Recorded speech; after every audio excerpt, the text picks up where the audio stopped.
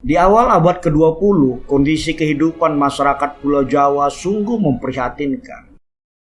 Hidup dalam ketidakberdayaan dan kebodohan.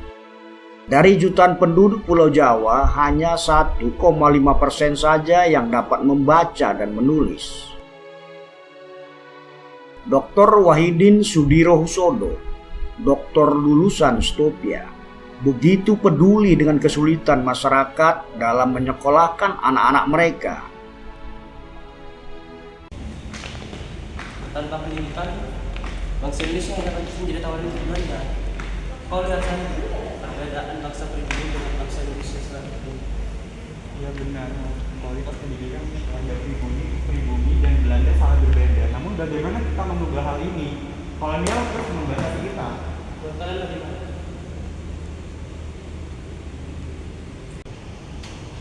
Langkah pertama adalah ilmu Muhammad. Jika kita ingin merdeka, kita harus paham dulu apa artinya merdeka. Ya, saya setuju dengan pendapat yang disampaikan Suraji Pitagora. Langkah pertama adalah mengingat ilmu pendidikan pribumi sangatlah rendah. Ya baiklah, kalau seperti itu marilah kita belajar dengan dia agar saat dewasa nanti kita bisa mendirikan organisasi yang lebih baik. Langkah utama agar kita bisa terlepas dari penjajahan Belanda saat ini. Ya benar, itulah kenapa kita bersembilan berkumpul di sini untuk berdiskusi mengenai pendidikan bagi bangsa kita. Pendidikan itu memang penting rakyat pribumi. Namun kita melupakan hal yang lebih penting daripada itu. Apa itu? Kami mau kesatuan bangsa Indonesia. Bukankah bangsa Indonesia masih terpecah belah? Itulah mengapa bangsa Indonesia sangat mudah diadu domba. Ya, itulah yang kita lupakan.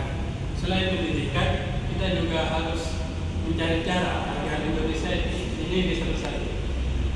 Baiklah, kalau begitu berarti tugas kita adalah membangun organisasi yang mendukung pendidikan bangsa pribumi dan untuk kesatuan bangsa Indonesia.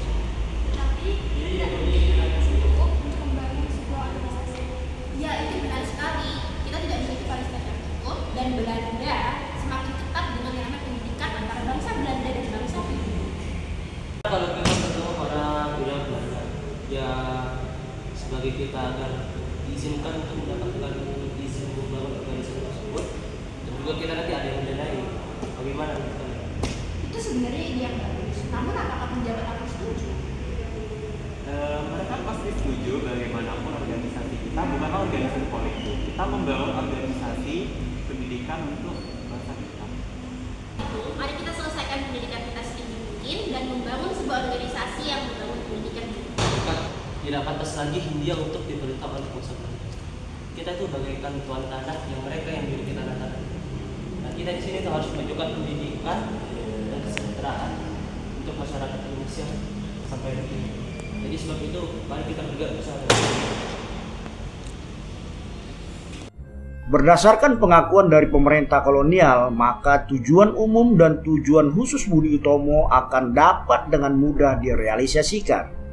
Di antaranya, memajukan pengajaran, memajukan pertanian, peternakan, dan perdagangan, memajukan teknik dan industri, serta menghidupkan kembali kebudayaan. Adapun tujuan khusus yang tercantum dan diidam-idamkan oleh Budi Utomo diantaranya memperhatikan kepentingan pelajaran umum, menjunjung tinggi dasar-dasar kemanusiaan, dan menjamin penghidupan bangsa yang lebih pantas. Hakikat Budi Utomo pula pada akhirnya mampu mendorong tumbuhnya semangat perjuangan dan menjadi inspirasi lahirnya organisasi di seluruh pelosok tanah air, baik yang bersifat kedaerahan, politik, keamanan, serikat pekerja, kewanitaan, dan kepemudaan.